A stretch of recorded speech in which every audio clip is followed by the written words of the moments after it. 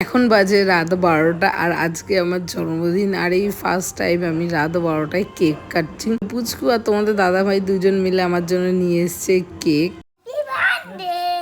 কার? আমার মায়ের।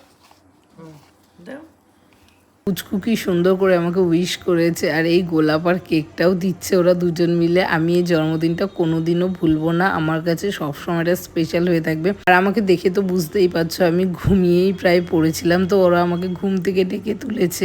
আমাকে পুরো পাগল পাগল লাগছে দেখতে আমি জানি, কিন্তু এই ভিডিওটা আমি পোস্ট না করে থাকতে পারলাম না, এর জন্যই পোস্ট করলাম। এত স্পেশাল করেছে ও আমার জন্য জন্মদিনটা, কি বলবো। কি সুন্দর একটা কেকও অর্ডার দিয়েছে।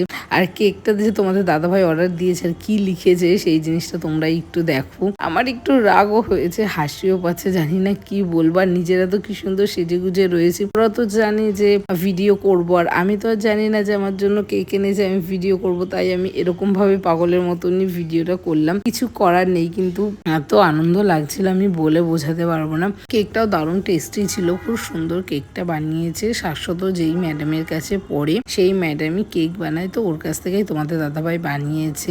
আর আমার তো খুব ভালো লেগেছে। আর আমার জন্মদিন আর বিবাহবার্ষিকী একদম কাছাকাছি, 20 তারিখে জন্মদিন আর 26 তারিখে বিবাহবার্ষিকী। তো গিফট তো প্রচুর গিফট পাবো, সেগুলো তোমাদের সাথে শেয়ার করব। আর এখন থেকে তো গিফট পাওয়া শুরু হয়েও গেছে।